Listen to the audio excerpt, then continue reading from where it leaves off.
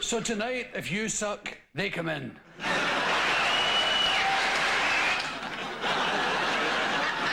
I always wanted one of them. My manager promised years ago, he said, do it right, Bill, and you can have your name in pink. Who did that? It's decidedly average to be here.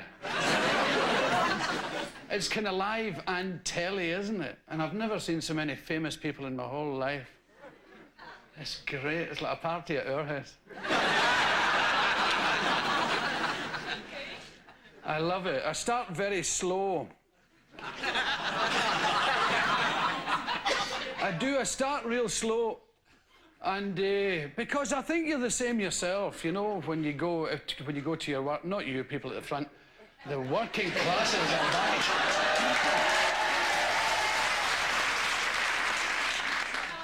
The ones they talk about in those political programs as the ordinary people.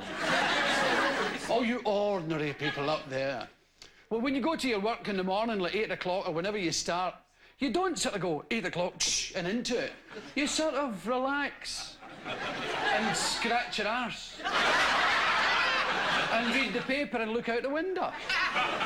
Well, this is me at my work. This is me, I'm doing it. I'm not on a YOP scheme. This is what I do. Easy, isn't it? Well, I've thought a great deal about what I should say to you and how I should conduct myself tonight in front of you. And it's been a real problem for me. Because usually I relax into the more profane language very early in the game. So I think I could do it quick and relax. Fuck this! Oh, that's much better. It's like a quick belt in the banjo. Oh, fuck! Right, now that we're at home, I thought it would be nice. I can hardly sort of, you know what I mean?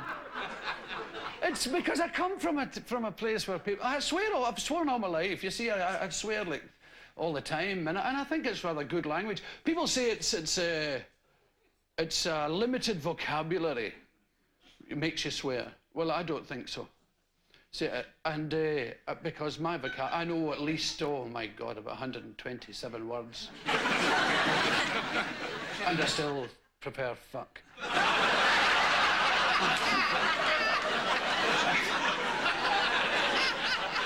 You see, I've never found the English equivalent for fuck off.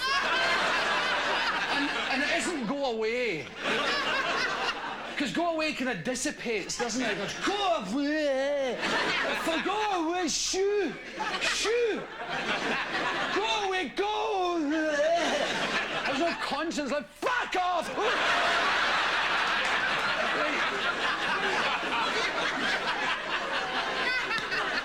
It always works, you know. And you never read, fuck off, he hinted.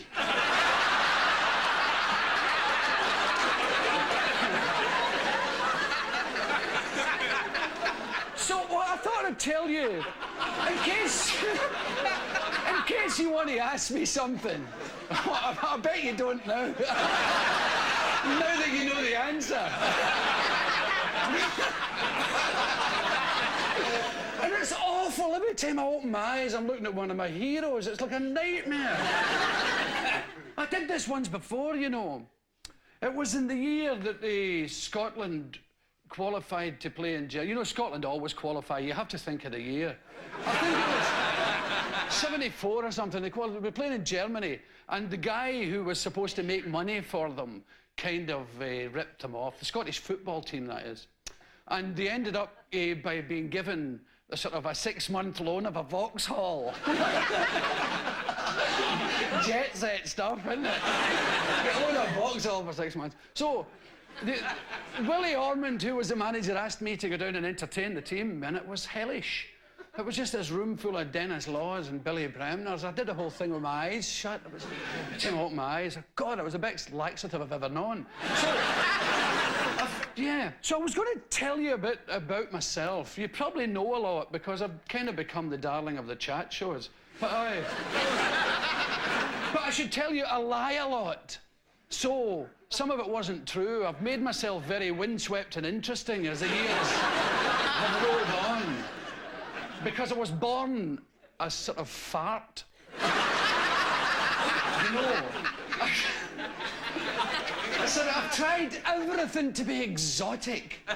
You know, and I've fought being plain all my life, but it keeps coming back. I always look... When I buy something expensive, I look as if I stole it, you know. That's what I look about me. You know, people give me presents, you know. Like Cartier glasses, and the police go, "Where'd you get them?" They stole them out of a car.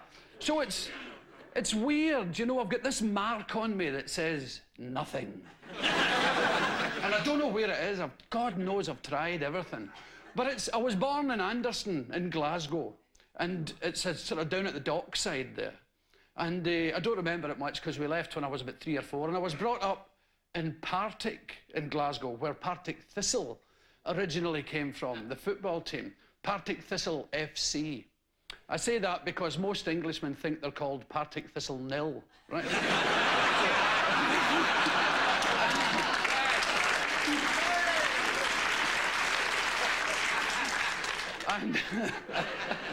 and they're always good for a laugh, you know, Partick Thistle. And yeah, what can I say? I was brought up as a Catholic in Partick, and it was okay. I got A-level guilt, you know. Yeah, every time I interfere with myself, I think I'm going to hell, you know. Yeah, it was an okay education for everybody else. I think I spent most of the times watching pigeons screwing in the reef. That was it. That was the education. But I was very lucky because there was full employment on the Clyde, you know, and that was the way of Glasgow then. The shipyards, the schools opened their doors and the shipyards opened theirs, and everybody poured in. And I became a welder. I was actually becoming an engineer and joined the wrong queue. And it's the truth, because there was everybody had jobs, go like, engineers this way, Mr. Hughes, and I joined the wrong line and became a welder. And I started being an apprentice welder without even knowing what a welder was. I didn't know what you pressed to make it work, for Christ's sake. The stuff. That was it, and I joined the Territorial Army to make myself a bit more exotic. I did. It was the parachute regiment. And I got my red beret, and I looked like acne. I had my uniform, and I got my wings and everything. And we did an exercise once. It was a complete and utter waste of time, as the entire Territorial Army is. We did an exercise. It's a dreadful waste of time and money. I swear, I mean, we did an exercise in Cyprus. All us paratroopers in the Carigna Mountains with my gun. And we parachuted out of this plane. And as a matter of fact, I parachuted out of the first plane I was ever in. I jumped out of the first bloody plane I was in. It was the 9th flight, I think. Something happened to one of the engines and we had to land, and everybody was shitting themselves. I said, "Great, we're going to land!" That was that. I landed in Cyprus, I sat on a brick, and it hit me on that bone there, the coccyx. I just about overtook the aeroplane. Landed again with a lump on my bum, which has never really gone away. And did the rest of the exercise like a giraffe having a drink.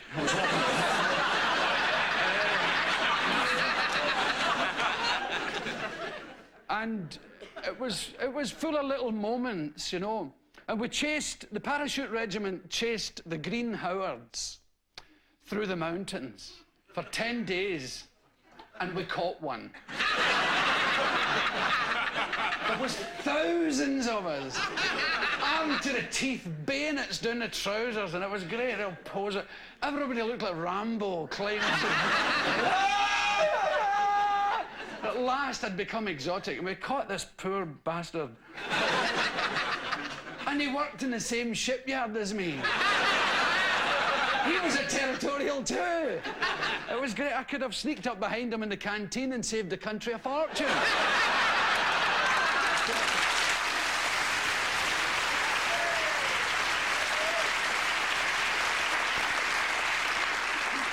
And to give you, for those of you who don't know what I do, that must include me, really. I've never really understood what I do. But I've been intrigued for many, many years, since I was a wee boy, with the way ordinary people behave.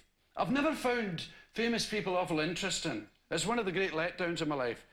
But when I found ordinary, just plain Joe Smiths, I found they do the most incredibly exotic things and make me roar and laugh. If I could give you a wee example, my brother is, when he told me, I thought I was going to hurt myself. Really, I mean, it just took my breath away. You see, I spent many years working in the shipyards, roaring and laughing at extremely funny men, and wondering why, when I put the television on and watched a comedian, it didn't make me laugh the same way. This is roughly an idea. My brother is a postman. This is the truth. He's a postman, right? He's because about Glasgow doing his giving people letters and stuff, as is a postman's wont. And at the time, they were pulling down buildings in the area where he delivers his letters. You know, the way they pull down slums and all that. And they had a rather unique way of doing it in Glasgow. The first thing they did was they went into the building, the tenement, you know, and they've got maybe 8 doors, sometimes 10 or 11 doors on the various houses, depending on how many on the landing, you see. Because sometimes there'll be 2 houses on the landing with 2 rooms and a kitchen, and a wee one in the middle with just 1 room. That was called a single end. And they've tried to get rid of them. And in one way, it's a great idea, and another way, it's not such a good idea. But anyhow, they took all the doors off the buildings first, and they made a fence with them. You see, round, and then they pulled the building down with this fence of doors. And my brother, one day, he went up. He's a postman, right? And he went into the... In Partick, where I come from, he went up into the building and he went to, or Mr. McDonald, whoever, went to, and it says Campbell on the letterbox. So he knocks to ask Mr. Campbell where Mr. McDonald has gone. And Mr. McDonald opens the door. Hi, oh, hello, son, what is it? Oh, here's your letter, it's your door. He said, oh, yeah. He said, I found this door. Oh, yeah. He says, aye, it was in a fence along the road there. I thought it was a cracker, so I've nicked it. So what he's done, this guy, he's out for a walk with a dog, right? It's just an ordinary block. I mean, you couldn't write this. Right? He's out for a walk and he goes, God, geez, that's a great door. So, right, he's away home with a door, right? So he's taking his own door, because it's night, right? He's out with a door, so he said, better. Right, so he's taken the door off his own house and lent it again, and then taken the good door and put it on. So that's a cracker, right? This is what I do with my own door, and he thinks the lavvy needs a door. He's got an outside toilet, and the door needs... Right, so he takes his own door. He takes the lavvy door off and puts his own door on the lavvy, and then takes the lavvy door and puts it back in the fence. So nobody can take offence at all. He's the fence aside. He's got a new door, and so has the lavvy. He said, and everything went great until in the morning he went down to the lavvy and he found that burglars had broken into his toilet.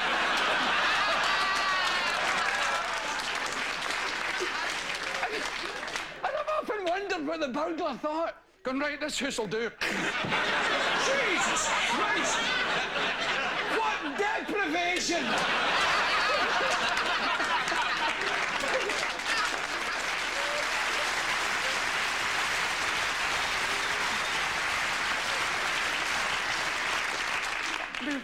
Can you imagine the burglar leaving them a couple of bob? And so that's roughly what I've tried to do. And I've often looked at people and thought, my God, because I've been kind of obsessed with sex as well, you see, throughout all these. It took me an extraordinary length of time to lose my virginity. Oh, God almighty, it was ages. I won't even tell you because you'll talk about me. It was a long time. I was tattooed first. I mean, it was so long. I had to do it eventually for the sake of my sight. I had to do it. Purely for reasons of, visibility. I was going mental. I was becoming a funny shape. It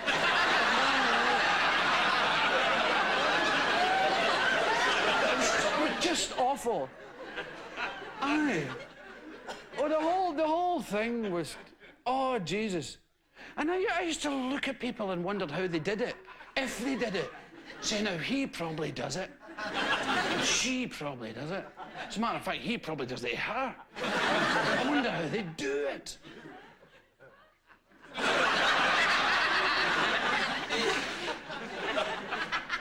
And I wondered if everybody had been telling me the truth, you know.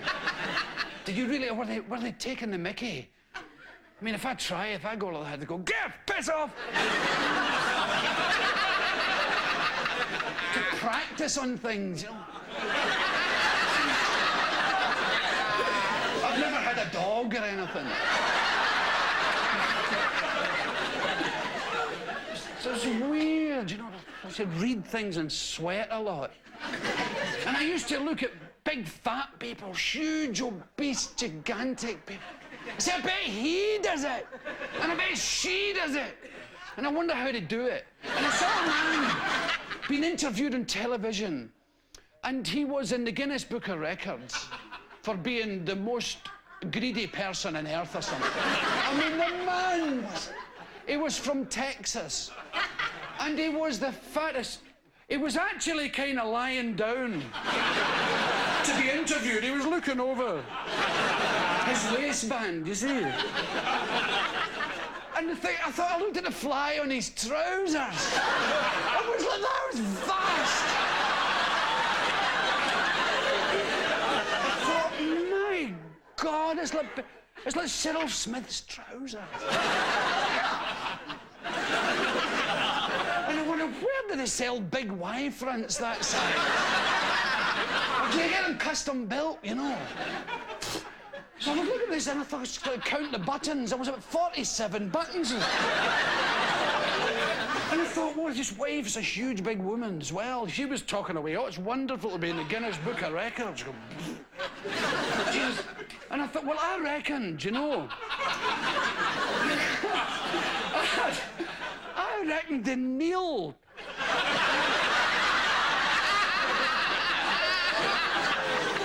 Because when you're Scottish, you know how it feels to have a wee willy sometimes. It's not, Scottish people don't have wee willies. No, I didn't say that. I'm not guilty of such racist thoughts. But I've been on holiday in Aberdeen.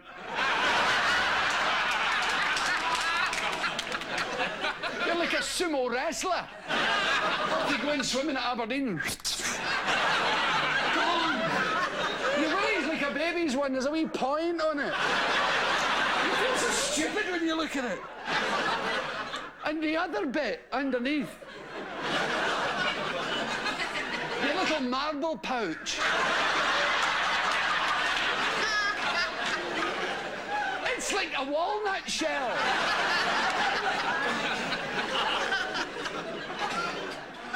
And so this man from Texas was a bit like that, I should imagine. I mean, his wee willy show, and his wife would be, her stuff would be under here too. So they must sit there like sea elephants up on their knees, saying, right, Nelly, okay. Right, grab an armful. This thing on here. Right, up we go. And this wee person appears. And this huge big armful of stuff wobbling. Okay, right. Okay, more. Right, now! And it all falls off the bed. Fills the whole room. Left a bit, go! So that's kind of roughly what I think about.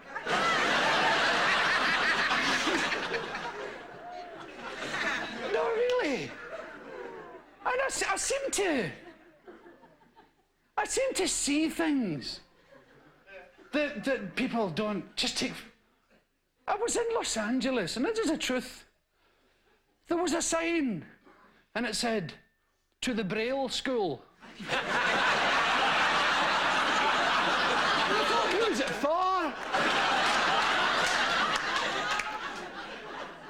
And I thought, why don't they do all road signs in Braille? People stop and go like that. Oh, yeah.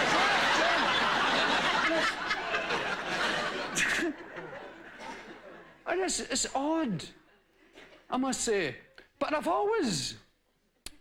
there's something about I don't understand very much. I'm not saying love me, I'm thick, right? But there's a lot of things that my brain won't allow me to understand. You know, because they're so incredibly boring. And God knows I've tried. Especially with politics, and you get 2 pages, you go, oh, bollocks, who cares? Who cares? I mean, that's how I've become a kind of anarchist, you know. I think roughly the desire to be a politician should bar you for life from ever being one. I was just watching them. Don't vote, it encourages them. Do you watch them? God! I mean, isn't that awful? But anyhow, I tend to look at it slightly different. And I look at singers on the telly, and I look at Scottish singers, and I think, what are you doing? And you see, and I'm a Scottish person, right? You probably noticed. And I look at these Scots on telly, they're sort of singing shortbread tins. You know? It's the whole nation, they're singing about this garbage. Oh, the mountains over here and the hills over there. Sun is in the river and I'm roaming in the gloaming. Bonny purple mountains and the sun is going up. Fuck off!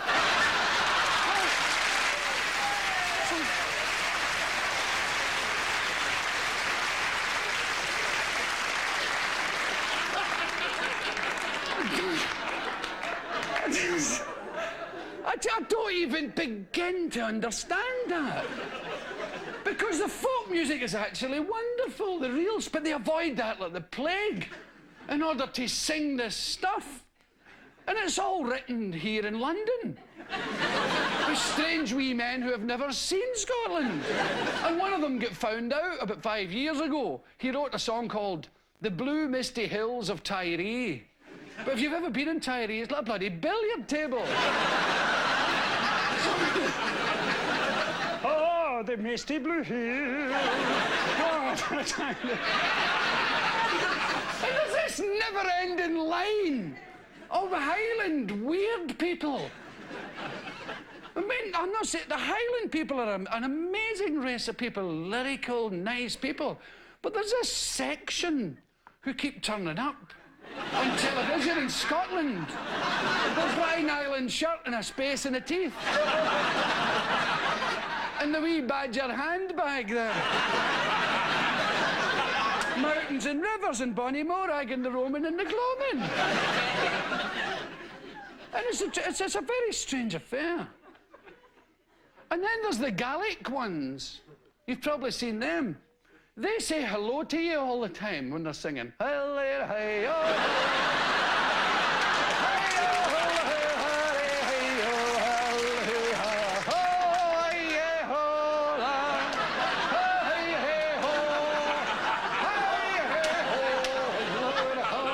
This is a song they do they're mashing up the Harris tweed to send it off to them. Say, why are you wearing a Brine Island shirt?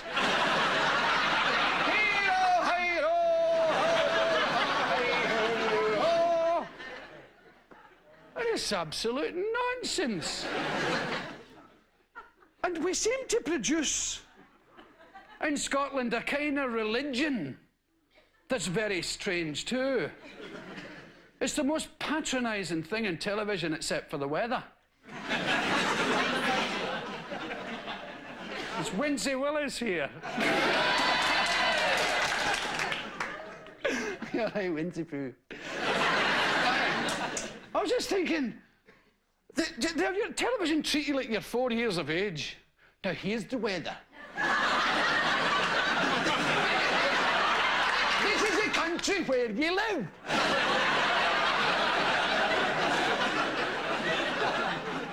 And this is a wee cloud. You probably don't. I really feel brassed off when they do that. They stick clouds and lightning on the board. You don't need to do that. I know what a cloud looks like. Just tell me, I'll understand. I mean, what if that carried on to the news? Today there was a massacre.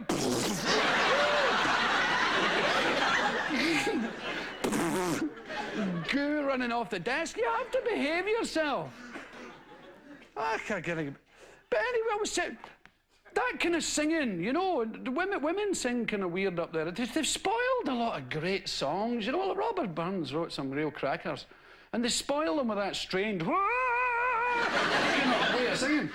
Because ordinary people sing okay. Not really. And the whole thing is organised by people who've got second names instead of first names. Crawford. Crawford, have you seen Finlay? Who are these people? They're alien. The surname clan have taken over. Campbell, have you seen Finlay? Oh, he was with Crawford and Torkel. What are you talking about? And the women dancers are great. You know, they're all giving it a bit of that. And it's fabulous. Winsome and buxom. And the men are getting a bit... right on the loafers. For me, it's a bit strange. It's a bit like ballroom dancing's getting the same. Like people doing that. What are you doing? If you did that in a Glasgow dance hall, you'd last about 10 minutes. An elastic suit or that, no? What's that? And what's the paso doble? Nobody actually does the paso doble except them. And drunk people on holiday in Spain. So, and then religion, as I was telling you. The religion's a real growth industry in Scotland. The BBC religious department's got 14 offices. What do they do all day? You can't hear the typewriters for the rattling of the rosaries up there. So it's very odd. And they've got this never-ending procession of wee men who come on at night and tell you how dreadful the world is.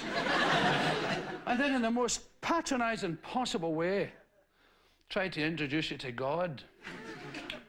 Now, if there's a God, and I suppose there is, really, because I've always thought, if you believe in God, if anybody believes in God, there is one, you know, and it's not up for question.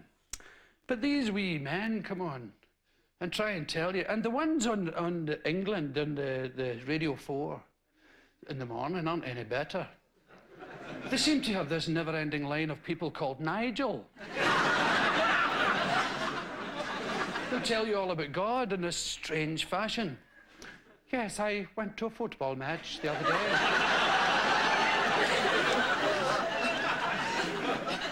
And you know is the key, right?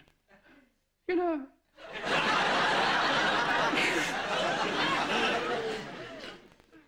I went to a football match the other day and it was terribly exciting. I watched with bated breath. It was Tottenham Hotspur, I believe. They were playing another bunch of chaps. They were very, very good anyway, but... The game was rather exciting. And on the way home, I said to my son, Nigel Jr., I said... Nigel? He said, yes, Daddy. I said... Did you enjoy the game, Nigel? Oh, yes, Father. It was super and terribly exciting. Is that all, Nigel? Well, yes, Daddy. But, Nigel, didn't you attempt to think of it on a more spiritual plane? Did Jesus play for Tottenham Hotspur, Daddy? And, you know, in a funny way, he did.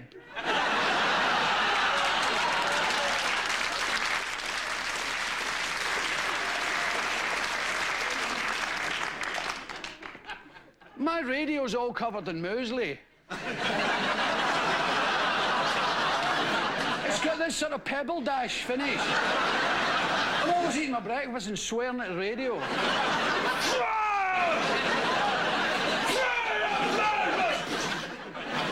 It's a sort of furry-looking radio, like solid porridge. It's great. I was going to tell you something else about that. Aye. These singers, you know, in Scotland, they don't... You see, I like the way people sing when they go to sing it, you know, like at parties. Now, the worst thing about show business for me is the parties, you know, because they're kind of boring. And, I mean, I've been to some nice ones and stuff, but they're not as good as actual parties. Like I remember from Scotland, and I'm sure people down here, you know, working people all have parties, and yeah, unknown people going, yeah. And you have you get a great deal of booze, or whatever is your choice, and you go, right, 5 minutes, Mr. Connolly. Yeah.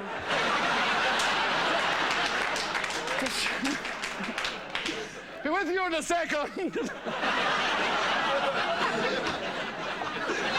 Yes! No business. So...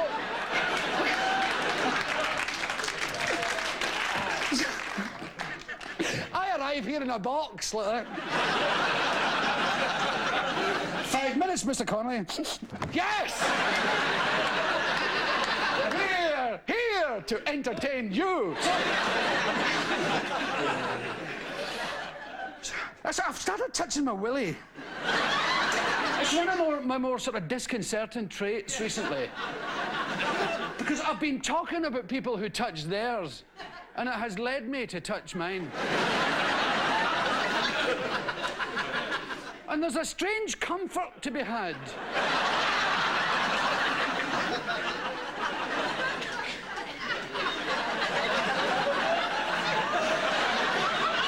You don't wiggle it about or anything.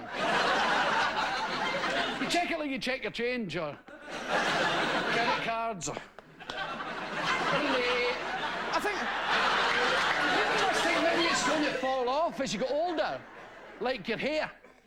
Perhaps when you're older you lose your willy. Panic in your soul.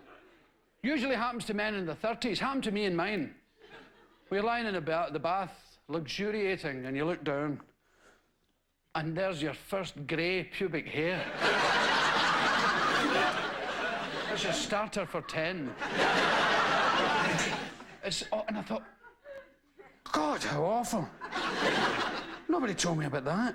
Because you don't get like Grecian 2000 adverts for a guy. You know, the guy walloping it down the front of the jeans.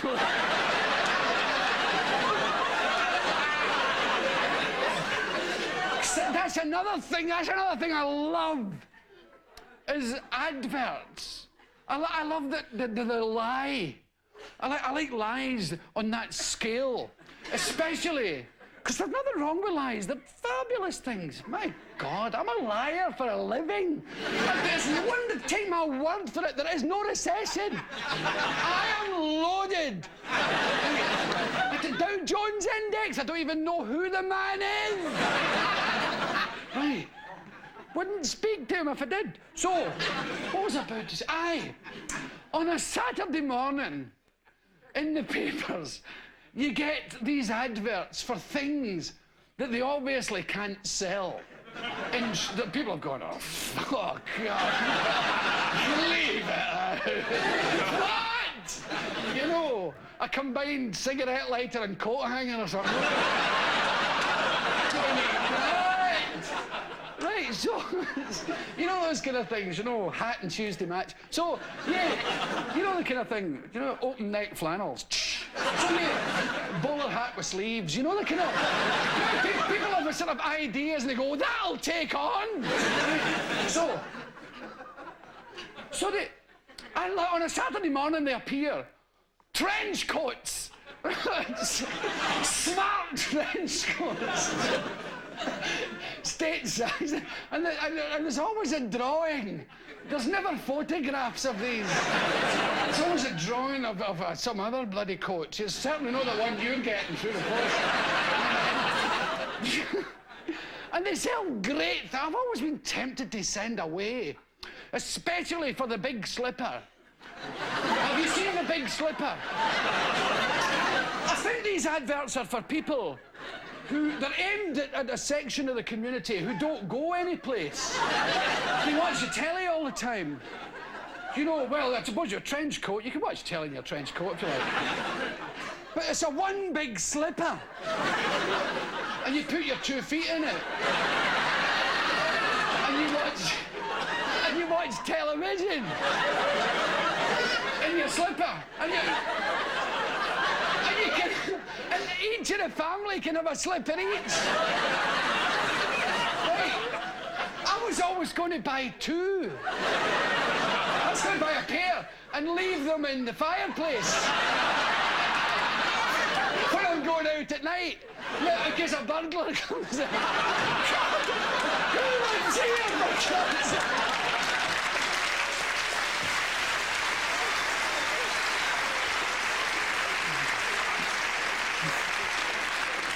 And have it on one of those sensitive pads under the carpet near the slipper that switches on your stereo.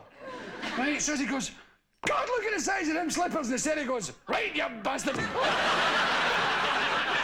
ho, ho. So you can cheer the world up by doing things like that. A thing I haven't noticed in England, which is a very, very good thing, well, that is, it's a good thing you haven't got it. It's in Scotland, they say, well, that's all from television tonight.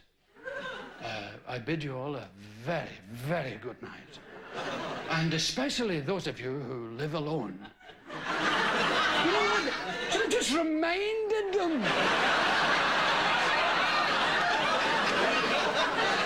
Some of them are terrifying, they say.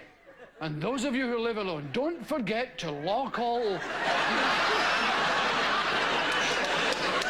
the windows and stuff like that. And make sure the flamethrower's working. And the Doberman pincher's got the elastic band round the willy. Keep it out. Don't let it nod off.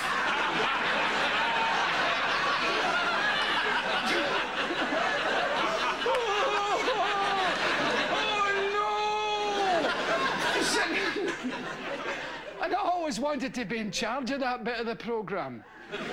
You see, especially those of you who live alone. For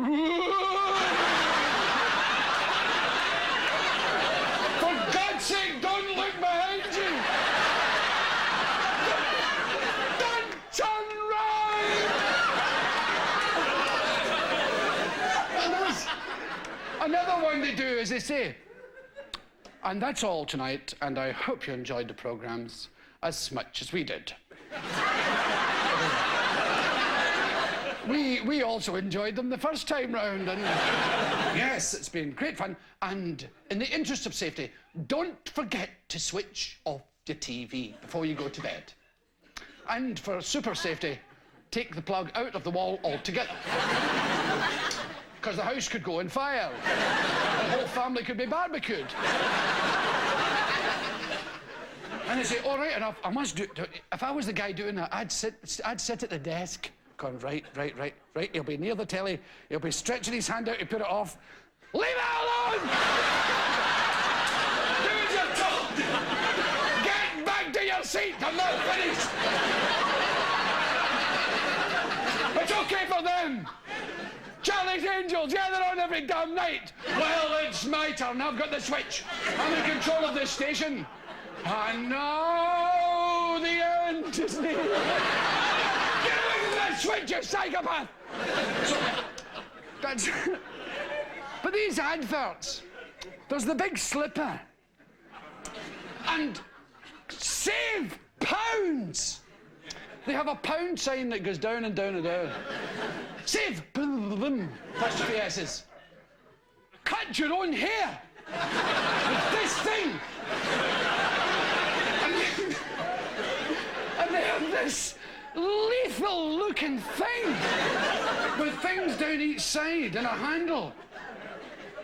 And you, of course, you buy it and you go, my God, the minute you, 3 feet from your hair, a big chunk falls out the side. Because hair's like that. You know, you've always, the barber always feels the hair that's dead as he's cutting your hair. You don't, you just see the result. But when you're actually just chipping away, it's a huge lump. It feels like a massive big lump. Oh my God. But I'll give you a bit of advice. Where are you going? Get back to your seat! Nobody leaves! Okay, lock the door! You're stolen something! Nobody leaves this building! I'll get him! Where's my bloody gun? Right. So if you buy that thing, and you'll be in the bathroom trying it because you don't want your family to see that you've bought it, the normal thing is go, oh, bugger that, and leave it. Throw it immediately in the bin. Because the time will come when you're out with the lads or whatever, you're at a party, a bit pissed. Yay! Take him in, do you? Oh, there's that thing! Hey! That'll do me! That's brilliant! It's a doggle! Look at that! Arthur Scargill!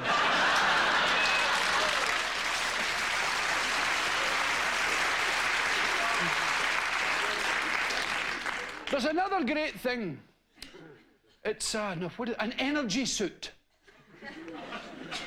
And it's like a sleeping bag that you wear when you're sitting in the house. It's your sleeves and things. And the idea is to save energy, so you put your big suit on and your slipper there.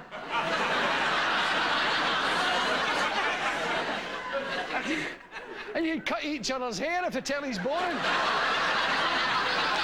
And there's another fabulous thing. Incontinence knickers. There's always too many incontinence knickers. I think they were expecting a sort of plague of incontinence. I think maybe it was at the last budget or something. They expected to sell a lot. Oh no! Right.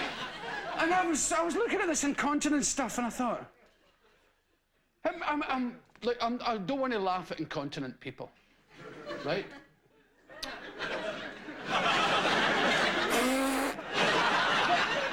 It must be terrible, right? Being incontinent. You know, you get all dressed to go out and you go, psh, oh, change it. You can't buy white clothes. You can't buy grey suits. You go,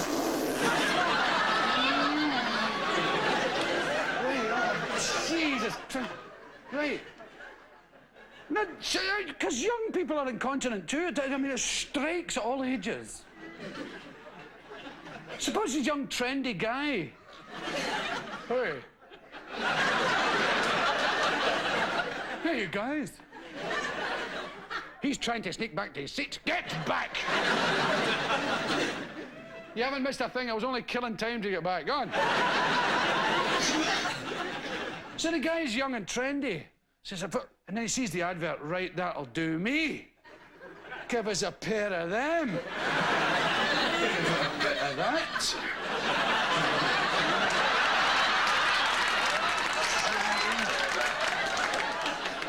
That's the very fellows for me. You see, through plus fours. Just a job at St Andrews on a rainy day. Can't get the trendy baggy trousers on. And off to the discotheque, giving it a bit of that, yeah. Hey, how you doing? What's your sign? Sagittarius, all right. Yeah, half man, half horse, yeah. License to shit in the street, that's good.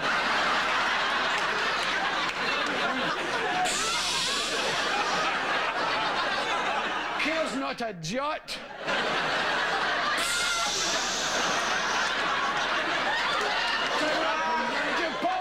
Saddle up and ride it.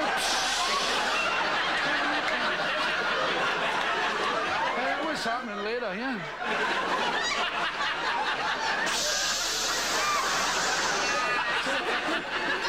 It's 7 gallons down each leg.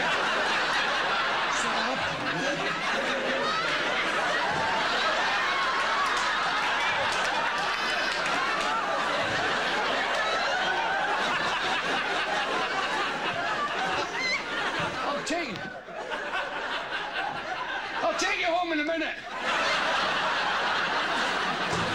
I'll just go and empty my underwear.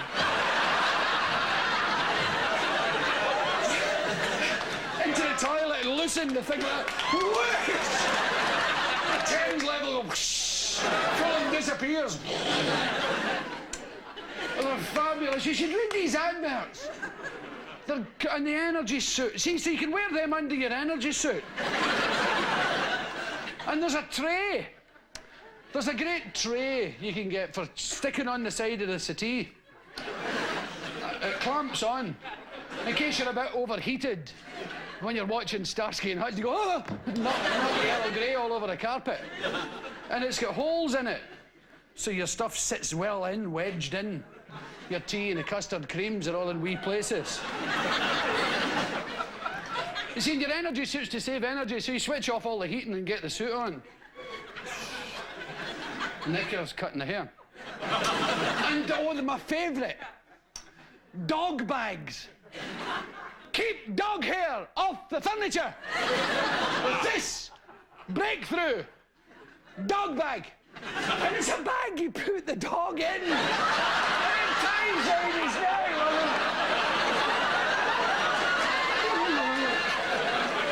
And you get a wee special bag for the budgie. You put the... Keep feathers out the carpet. So your dog's in the bag. And you're all sitting with a big slipper each. Watching the telly. Unless you're a super duper family, you get one big slipper for the whole family. Well, you've all got a big slipper each, and the mother says to father, I'm just nipping out.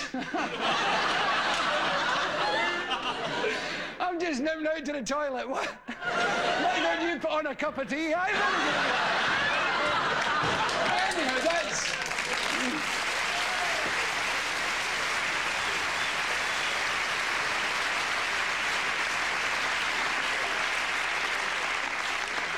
And the other bit about my life before I got here, to this stage, you know, to this part of my life, and I used to be a folk singer, but I was dreadful. I had a voice like a goose farting in the fog. The whole thing limited me a bit much, you know. You can only go so far with Dead Lifeboat Man, then you get kind of stuck. And mining disasters, and it doesn't make you attractive to women at all. So a man held up a thing there in the set and spoiled my floor. And I'm supposed to... would anybody like to ask me a windswept and interesting question? Come on! You can do it! See, funny enough, I was talking to Robbie Coltrane about this a wee while ago. We did a programme recently, me and Mr. Coltrane. And we were talking about the way real people, you know what I was talking about all that, and the way real people, so I used to go to parties,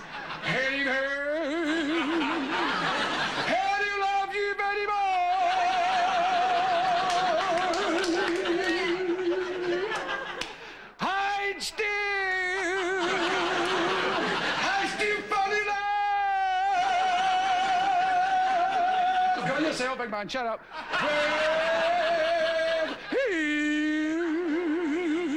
See, now I loved that. I used to go to parties and listen to these men singing for years. I didn't know it was English. I thought it was some weird Scottish language. I went round the music shops of Glasgow trying to find the words. Yeah, well, how does it go? Well, it's it goes Harry Paul.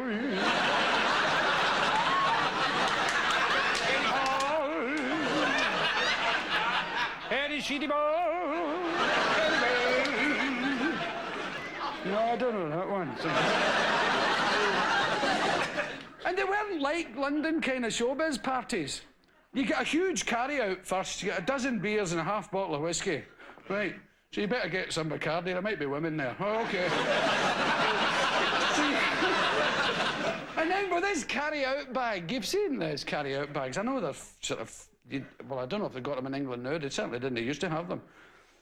It's a carrier bag with a brewery on the side there. And off you go, looking for a party. Now I mean, you haven't been invited anywhere. You don't get invited, they sort of happen. So you get the bag and then you go along these tenement streets listening.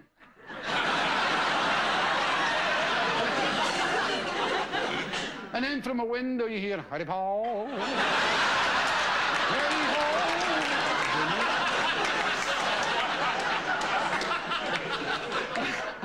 I'll do the big man.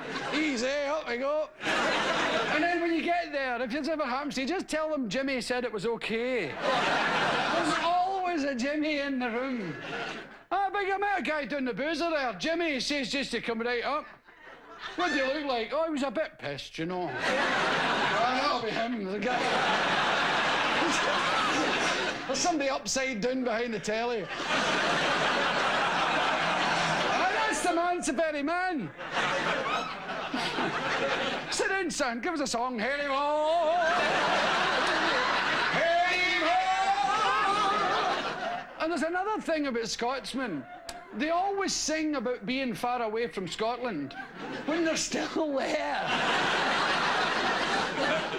Though I'm far across the sea. No, you're not. You shut your face. It's the only song your father knows right through. Be quiet. I'm very far away. And of course, everybody likes to sing. And sometimes they spin a bottle. And when it points at you, it's your turn, and you have to do a thing, you know. And if you only know the one song, well, somebody might sing it before you. And that's you have to leave, go home. Right, sir, I'm off. So, yeah, it's happened to me. I used to be the wild side of life. Oh, to be the wild side of life. And it's the way I yelled, and went back to the wild who said life. What's the one? Do you know what a who is? A who. That's what the old rugged cross stands on. Hey, far away on a hill.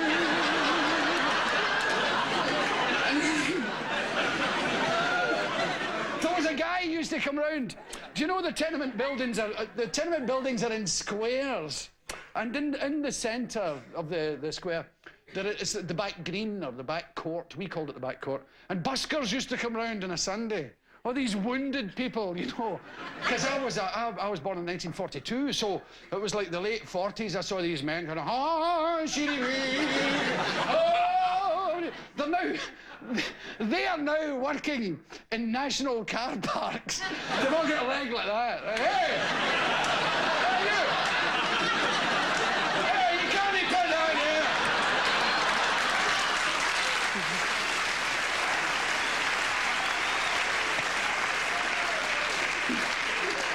They've all got this disorder. Them and barbers, what do you make of that, Thatcher? Hey!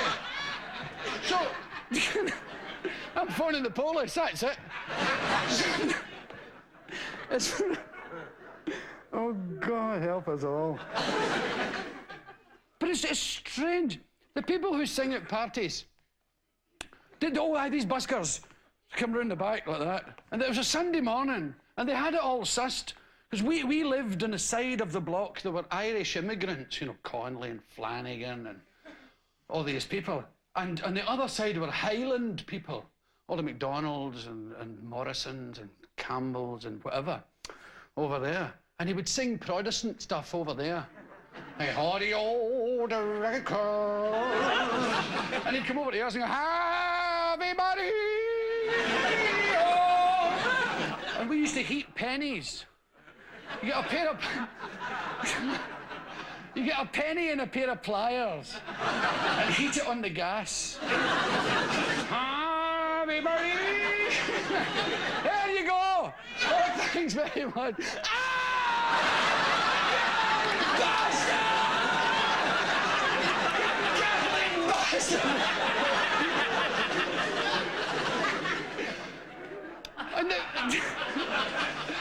And the priest just...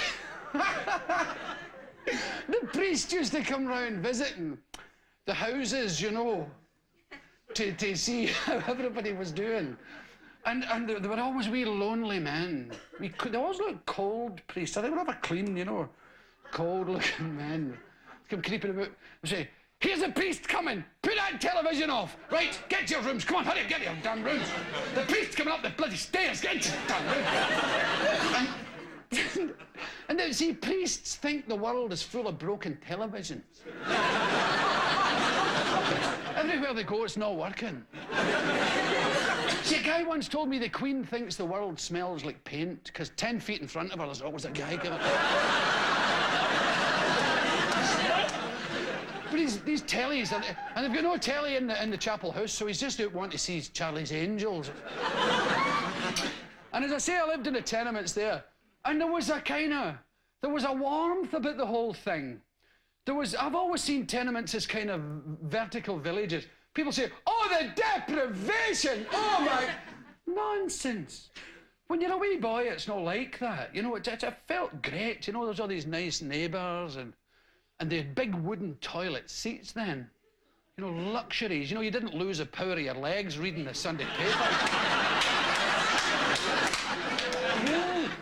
You know, maybe it's my age. I can't walk halfway through the...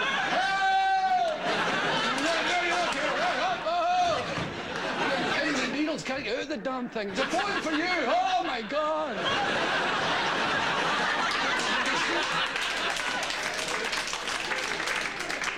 The only other time I ever felt like that, I had a drink in America called a zombie. Have you ever drank zombies? It's a kind of muddy coloured. I would advise you to do it. It's an extraordinary concept. You get drunk from the bottom up. You're perfectly lucid. Talking away, oh yeah, I've been there. Yeah. Have you got the time? That was that British time. You've been very, terrific, jet setty and urbane. Until you need to go to the toilet. And your legs are pissed. Excuse me, I'll just go to the toilet.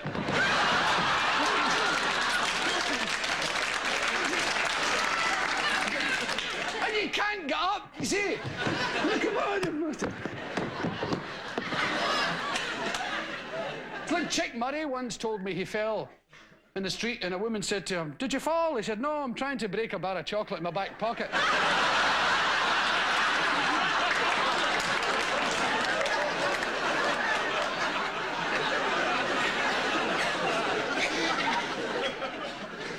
When the priest come to the house, mother says, and see, in the tenements, you'd put a bit, you know, a bit poorish. In the winter, you'd throw coats on the bed for the kids. Yeah, a bit of coat there, keep you warm. Oh, God. The very thought. But it was actually brilliant, because you could wear them in the dark and go about playing things. Right, you wear the fur coat and I'll wear this big... And the priest's in having the corned beef sandwiches and the custard creams. Have another crumpet, Father. That's what they're there for. Come on, get it down. Thanks very much, Mrs. Connolly. There's bedlam in the room, but... Will you be quiet? We try to be quiet in there. Can hardly hear myself thinking here. Trying to talk to Father Flanagan here. The noise is deafening you. It's him, Mummy! It's him again! He's taken more than his fair share of the coat! What are you talking about, coat? There's no coat in there! I don't know, it's a fertile imagination. The coats are all in the cloakroom. It's a room and kitchen. Bloody cloakroom. She thinks it's a dance hall she's in. The coats are in the cloakroom, and well, you know it. They're on the mezzanine floor. Near the luncheonette. Next to the breakfast bar.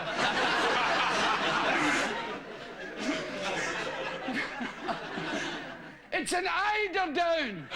This stupid girl coat. I don't know where they get it. She must have thought it was one of them doobie jackets. Eiderdown! What were you saying, Father? What were you saying about... What were you saying about God there, Father? What was that? All right enough. Here, have a custard cream, that's fine. And you don't say. Bedlam, bedlam, bedlam. Will you stop that in there? I won't tell you. I won't tell you again. It's him, Mommy! It's him again! What's he doing this time? He's shoving his legs through the sleeves of the eiderdown.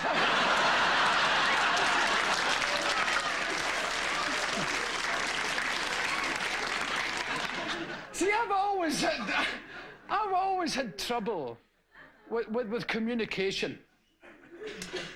And it started at home. Nobody could ever talk to me. You say, Dad? I say, what? And everybody I knew was the same, all my friends. And the people couldn't communicate properly with them. They didn't talk about generation gaps, because it wasn't a problem. You just battered the children into that stupid person. And on it went. It was just, but they used to say strange things to you. Say, can I go out on my bike? What? Bike? I'll give you a bike.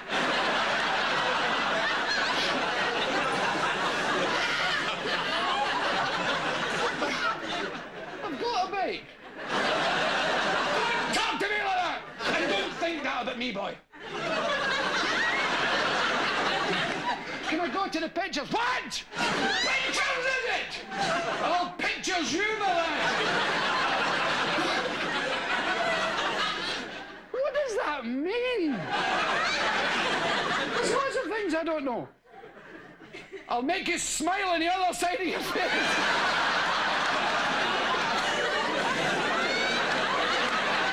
What are you going to do, slash me? And look, there's one they use in Scotland. I'll take my hand off your face, my boy.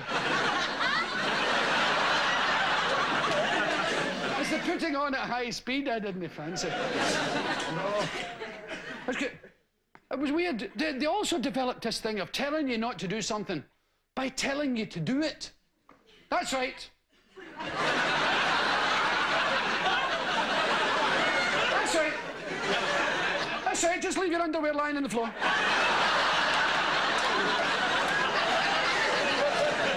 That's right. Don't bother about another soul in the whole world. Only your stupid self. Just leave it lying there along with your stinking socks.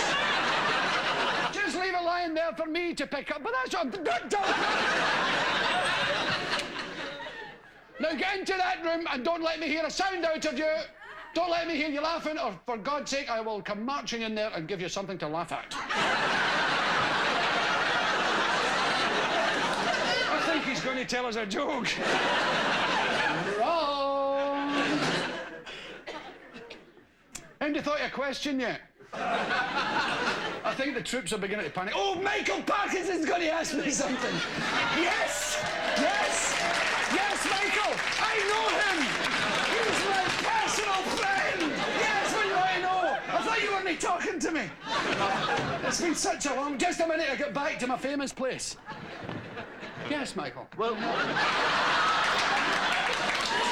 I mean, you are a considerable traveller, aren't you? I mean, Indeed. You are a windswept and interesting traveller, author of a well-written and best-selling book on travel called Gulliver's Travel. Fab and Groovy Book Company, yes. I just wonder what you mean. Published by your good self. This is true.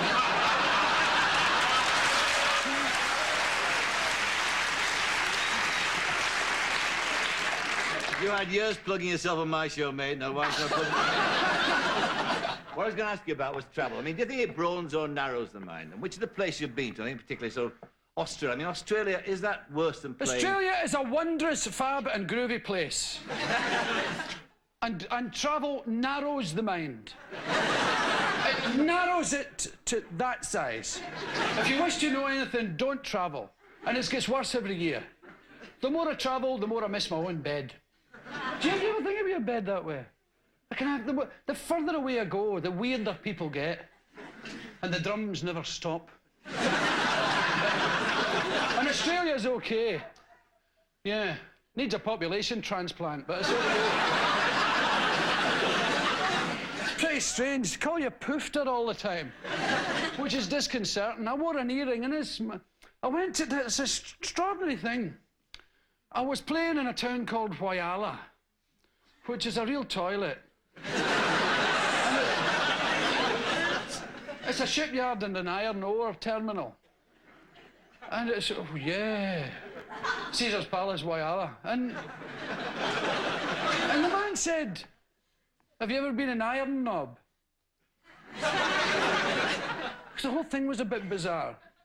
Because the previous week's guest had been Tiny Tim, and I thought, this whole thing's a bloody nightmare. I'm not really here. And he said, I'd like to take you to Iron Knob. I said, I'm sure you would. People have tried before you.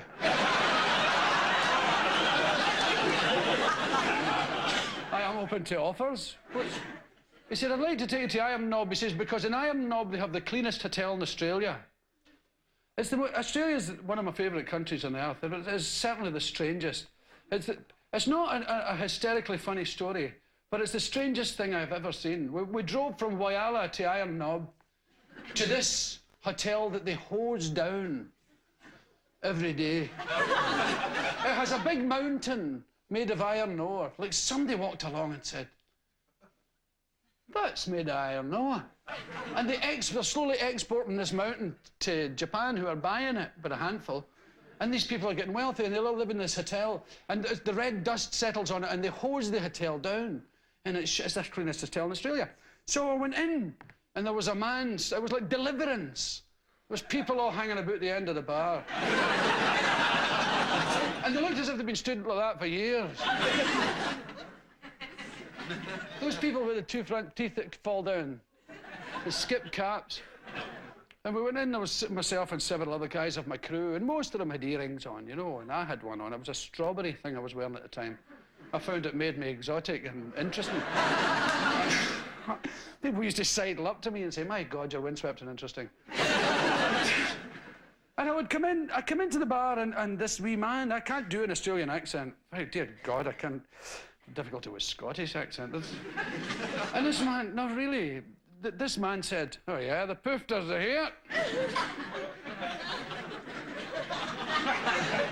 We're out around the beer, and it was poofter this, and poofter the other, and poofter this, and poofter that. Oh, it's really boring. And there was a toilet seat behind the bar. One of those horseshoe-shaped ones with little medals on it, and it was obviously the trophy for the pool. There was a pool table in the bar. So I was looking at it, you know, and he said, yeah, poofter, Pommy poofter. And I said, excuse me. He says, yep. I said, who took your picture out the frame?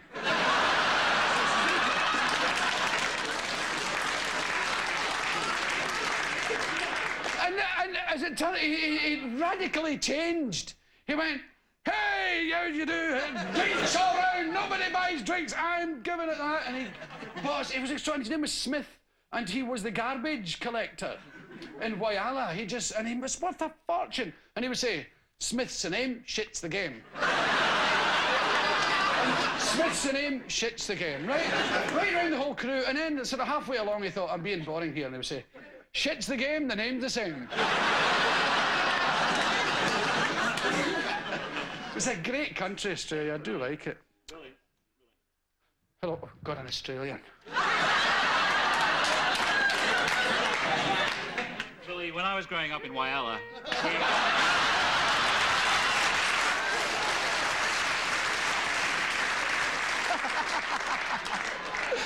They call me Iron Knob. We always used to say that the Scots were very tight with their money. What about you and money? What do you do with your money? I don't really have a very much money.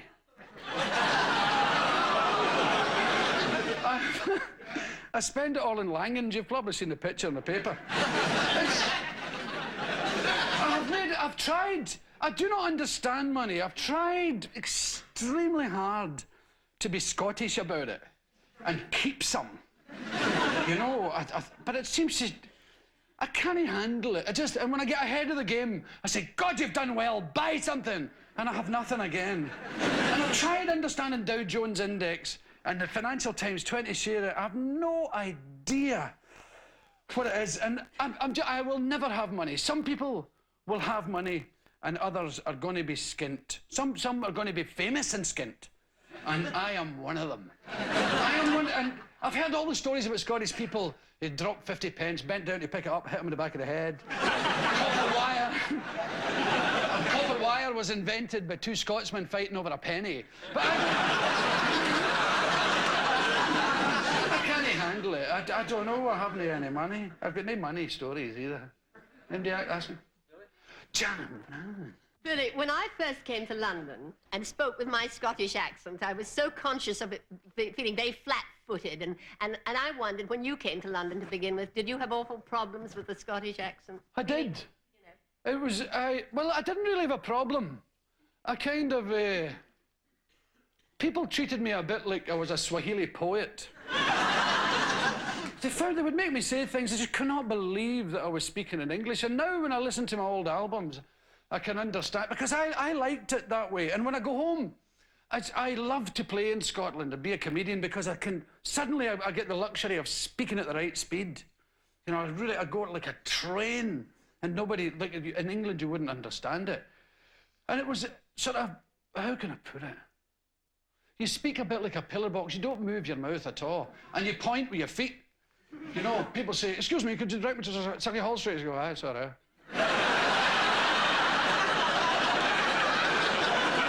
You don't move much. I think it's something to do with the climate.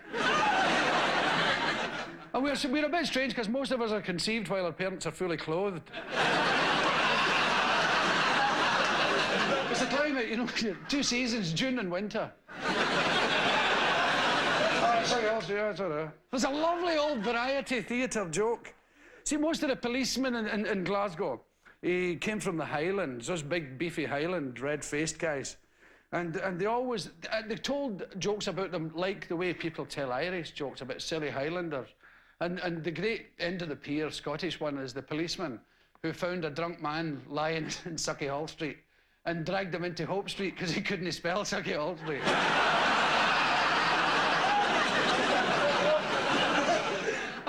Vision. There was the line they say about them when he's questioning a wee boy. He says, "Did the window break on both sides when you threw the stone?" Were you on the bicycle when you fell off? So it's kind of, yeah.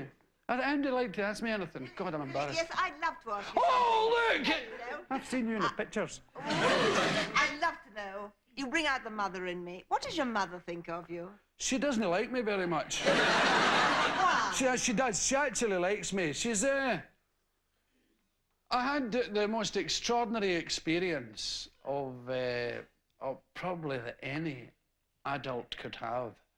And I met my mother when I was an adult. Really, my mother and father parted when I was a small child. And it was a deeply embarrassing thing for me, because I really blew it. My mother, who was obviously very nervous, came up to me at a gig.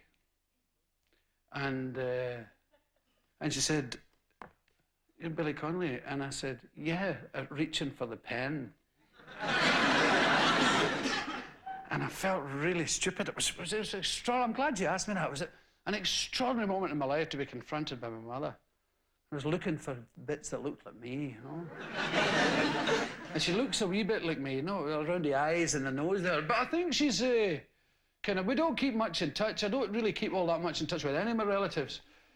But I think she's like my father, who we keep more in touch, my father and I. He tried to like what I do. But he's a practicing Catholic. He's a devout Catholic. And I did all that stuff about the Last Supper and making fun of all that thing. And he was deeply wounded by the whole affair.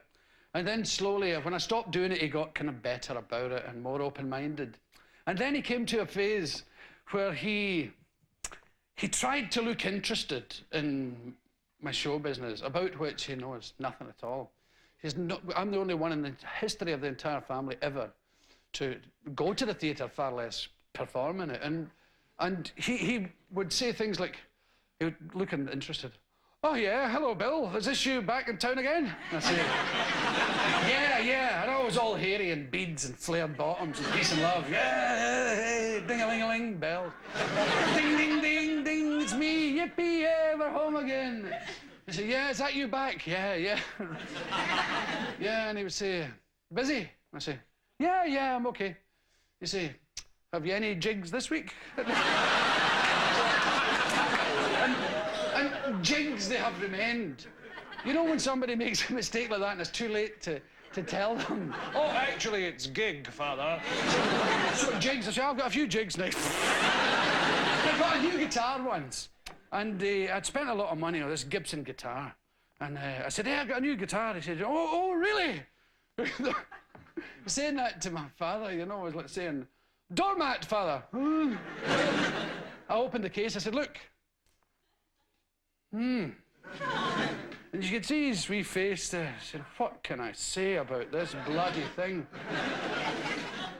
And he looks at the neck of the guitar and he says, it's got a lovely handle. And so handle it has remained. So I take my guitar handle to my jigs and I think they're quite reasonably proud of what I do. You know, I think success brings its own sort of pride and jollity, no matter what you do. I don't know what Hitler's mother thought, but... That's my boy! That's my boy over there, the one with the fancy walk, yeah. He never hits his mother, that boy. Vegetarian, too. Oh, I bought a book, do you remember? I bought a book in Edinburgh, I couldn't believe my eyes. It was vegetarianism, Buddhism and vegetarianism. And I bought it because there was people looking at me in the bookshop. I said, I better buy something interesting. No, I was actually interested because I stopped eating meat and I was feeling a bit weird about it. I've questioned it all the time. I say, why don't we get tablecloths, you know? What is it about vegetarians? They won't give us tablecloths. Right, so, it's stupid, you know, that vegetarian restaurants. They're all the bloody youth hostels. People in tartan shirts, hello, can I help you? And they'll never tell you what anything is. Do you go to these health food shops? Everyone looks the same, everything looks like porridge. What's that? Oh, he doesn't know a muesli. What a muesli nut bucket looks like. But there's never any varnish on the table. It's why I brush them all down. All I want's a tablecloth and a waiter. See what I was telling you about touching your willy? Have you noticed how many waiters touch? They go like that. Yeah, can I help you? Wait, what would you like as a main course?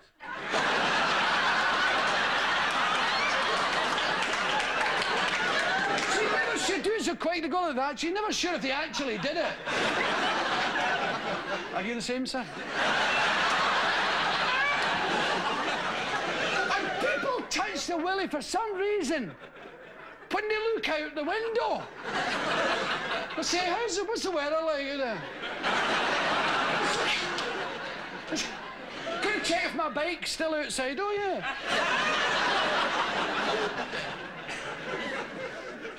It's really, I don't even begin to understand that kind of behaviour. But of course, you see, vegetarianism, it sounds like Presbyterianism to me, and I've always felt uncomfortable, as if I've joined some sect. You know, can I do... Barbara Dixon, you're going to ask me something? Yes, please. I knew her, you know. I was just Ages ago, folk singer, same as me. I was just going to say that we cut our eye teeth, as it were, in folk clubs in the 60s. Do you remember those days fondly, Billy, or do you think it's all a bit sort of funny nowadays? I think it was great. I loved the folk... See, and you'll remember... When I came into the folk scene, it was full of... See, I was a welder, right? And I had been in the Territorial Army. And so I was a really boring kind of guy. Yes! Yes, I support this country! I would die! I'm a real arsehole. So, and I thought, I'd love to. I saw this guy one day. I went to a folk club. I called it campfire music, you see. I'd seen it in television. I thought, I love that campfire stuff. It was Pete Seeger on a programme called Alex a While. And I went to the George Square Information Office in Glasgow, where you're supposed to ask how to get to Loch Lomond. And I said, how can I hear some of this campfire stuff? And they said, sorry. I said, you know, a bit of the old guitar and cowboy songs and all that stuff. And I went along, and there was a man there, Ronnie Gilchrist, still a friend of mine, with an earring and long hair. I'd never seen a man like that before. I thought, oh, my God, look at these people. And I instantly became one, high heels and hair. I can grow hair at will. And I bought a banjo, and I met a man in Edinburgh. I never met people like it. And there was a man, I can't remember his name, he had a dachshund. He had this really long dog, and he was strange, he walked in slow motion. His dog walked fast, and he walked slow. I can't remember his name, but he played the banjo. And so few people did, and he said, I could show you some banjo. And I said, oh, great, come on up to my place. And away he went like that, and the dog. And we went up, and this man lived in a tent inside a house. And we sat in his tent, because he couldn't afford to heat the room. So we sat in the tent, and he showed me, what was that? Skip to Maloo, ding, dang, ding, diddle, ding, ding, ding. And it was brilliant. And I loved it, and it got nice and nice. And I loved it until about the same time as yourself, Barbara, but maybe 8 years ago, 10-ish, it got awful. The whole folk thing, because social workers liked it, and student teachers and Christian groups went, hi, I'm the Lord of the Dance, said he. I wish you fuck off.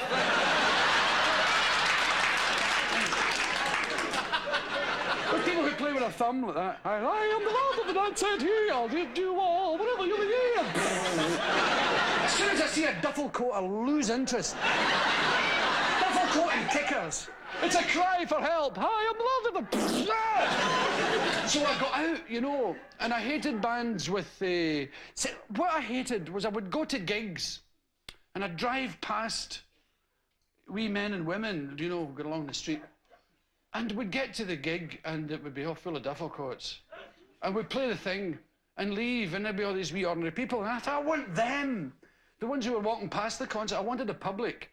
And so I went to working men's clubs, and Jesus, I got them. Oh, it was awful. And then, thankfully, I got telly, like Bill Tennant in Scotland, and then Mike Parkinson, and then, whoosh, fame. Hi, fiddly-dee. An actor's life for me. Talking about which, I got a part in a play in Glasgow called Clydeside, and the director was Keith Darvill, a really nice bloke. And he came to the pub where all the hairy people were, all the folk singers and poets and stuff. It's called the Scotia Bar. And he said, you a musician? I said, oh, yes. I mean, musicians sat so well on my shoulders. Oh, musician, but yes. Mais oui, I said. He says, you're the very man I'm looking for. I said, just show me the way. And we went to the Citizens Theatre in Glasgow. And he said, let's hear you playing. And I went, rinky-tinky-poo. He went, that's very good. I said, I also play the banjo. What? I said, and I play the auto harp. Brilliant, you're the man. He said, I'm doing a play called Clydeside with Matt McGinn and various Scottish actors. It's going to be good. I'd like you to do the entire music. And I said, yeah. Something inside me fell on its side, you know. Owning up time. I said, well, actually, I'm a bit flash, but I'm not really very good. I don't know, I couldn't establish keys and all that, but I know a guy who can. So I went down and I got a guy called Tam Harvey, and we went up together, and I said, this is him, and we played together, and he said, I'll have both of you. But it was extraordinary. This was in my break to get out of the folk scene. I didn't know, I was in this, I had never seen a play before, you see. So I was in the first play I ever saw. I'm sitting on the stage, and I found it incredibly interesting. So I didn't know what a cue was. I'd never had one before. It was always right, 2 20-minute spots, on you go, cash in the hand, thank you very much. Then cue rubbish. We go, hey, I'll do you, off. Oh, thanks very much. And that was my showbiz. People used to talk about tabs. I said, sorry. You know what? No idea. But so I was sitting watching the play, and of course I'm supposed to be in it and reading through the script. And the play is going along, and people are saying things to each other. And the guy will say, yes! Oh, how tough it is down the mines! My God! And it breeds a certain type of man, you know, Maggie. Do you remember young Jamie Foyers? And they all turned around. And I'm sitting with a guitar going... And I went... I said, yeah. And the director says, well, I said, that's fine. He's asking me, I didn't know. I said, oh yeah, I play when he says that. He says, yes. Oh, brilliant, right, Tom, right, 1, 2, young Jamie Foy. But I come in, I've often lay awake screaming, thinking about this. I come in the next day, and I got the Keith Darvill. If you ever meet him, he'll tell you. And I had the script, and I had the cues underlined with a black felt tip. I said, look, I've got this idea. See, every time I have to play, I've underlined it here in the script. I said, Jesus, what a breakthrough, eh? Don't tell any of them. Isn't that odd? But look, it's just about time to wrap up this thing. Oh, you're going to add something? Oh, God. It's Michael Aspel, personal friend of mine. He probably knows Mike Parkinson very well. He should. He's nicked his place in the telly. So, he was keeping his seat warm. It was the first one. No, listen. If you had not been born in 1942... Yes. When would you have liked to have been born? When would I have liked it?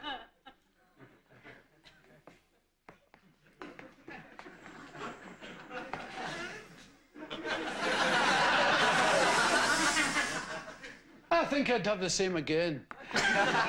No, I've thought recently about how this age was made for people like me. Adventurous, handsome heroes. I could save the world given half a chance. And I think this is the best ever era in the history of the entire earth. And I love every second. I swear I do feel like that. I often felt I'd like to be... Do you notice how I went, wait a minute. There's Doris Stokes, right? Now, Doris, you must have met in your life, since you announced this talent that you have, you must have met so many people who say, I think I've lived before, you know, right? I have met a million, but have you noticed they've all been the Queen of Egypt? Yes. And nobody ever swept the floor at Singer Sewing Machine Factory. Have you noticed that? I met them all, yeah. Yeah. Well, that's what I mean. I think this time around, if all those spiritual people are right and that you do come back and you do get another crack at it until you get it right, I think this is my first time in. Because it's a gas. I mean, I must say, I do like it. I wouldn't mind being a beetle or a cockroach, but I wouldn't like to make love to another one.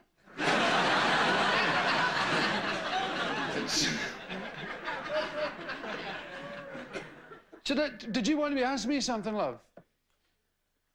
What do you do with groupies? I'll rephrase that. Well, on a Thursday. I'll tell you, I'll whip out my willy. That gives them a laugh. I'll whip it out. I say, there you go. I say, how'd you like them apples? And he get up and say, no thanks, I'll smoke my own. No lie.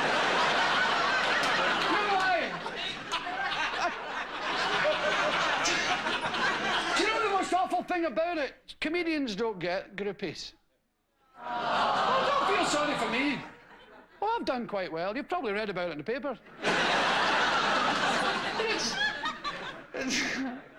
Comedians get guys telling them jokes. Hey, Bill. Hey, come here, man. Hey, come here. Hold me a minute, darling. You stay there. Come here, Bill. Did you hear the one about the nun and the 4 Alsatians? Clean up and use it in your act. Oh, that ain't tell me. A never-ending line of blokes.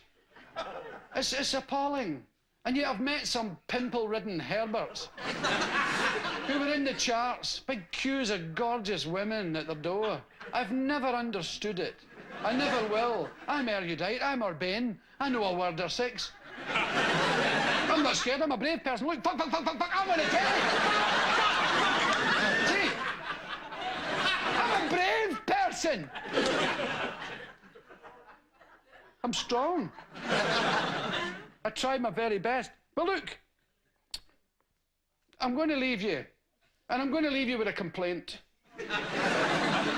This country is in a terrible state, according to some people, and I know why. Now, they blamed it on lots of things, and all unemployment, and the value of the pound, and all sorts of other magic things. It's because the national anthem is boring. No! Don't get me wrong. I'm not arguing with the lyrics. Well, I am. But not them all. I mean, I think the Queen should be saved. I think it's a great idea.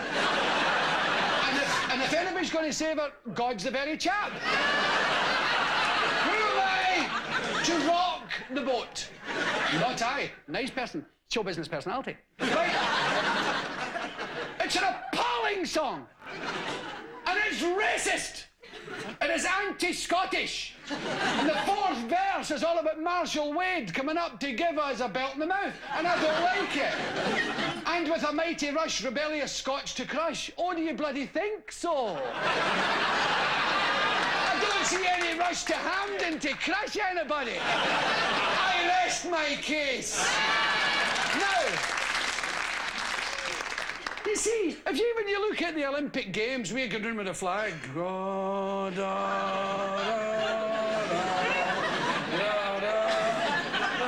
We've been lapped. The games haven't started yet. These emergent nations are giving it. Right. We come from Jabrovia, and we don't give a shit.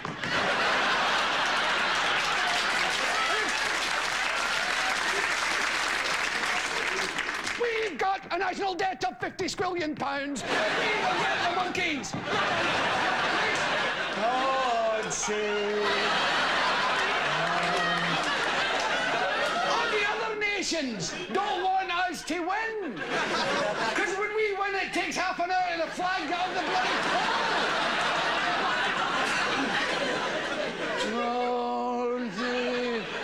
No wonder Daley Thompson's scratching him. Season up. So I think it's time for a change. And I think a refreshing change would be to use a theme from The Archers.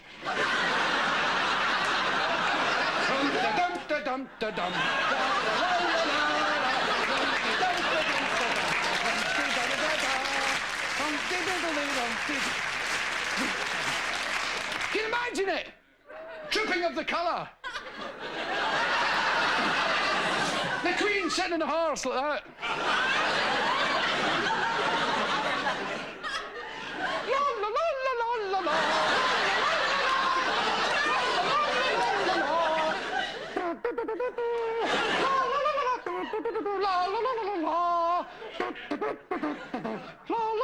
la. And then the public in the seats going rum-de-diddle-dee.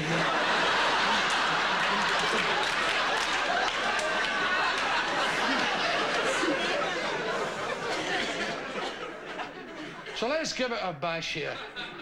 1, 2, 3.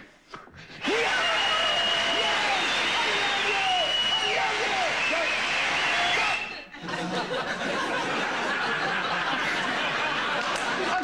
in the bedroom.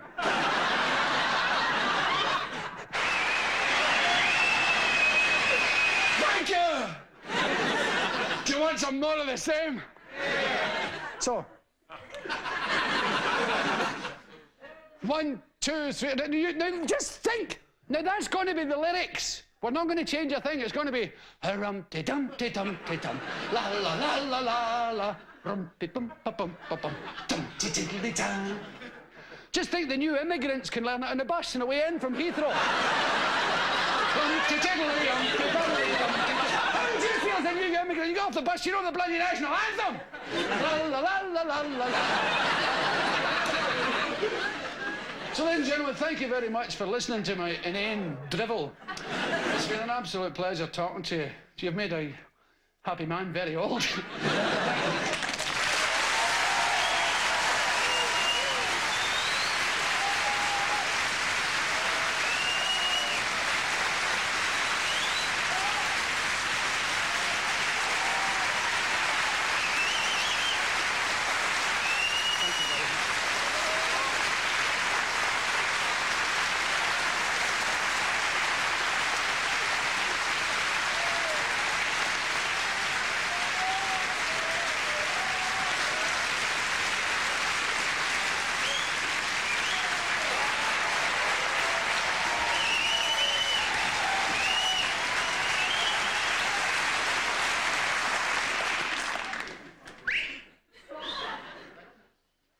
The show is now over. You have wasted your breath, shouting more, more, more. More, more, Bill, for 'twas wonderful. Lay another wee funny one-liner upon us. It is not to be. Waste not your energy. You'll only be fed up when you get to the chip shop and find that I'm first in the queue.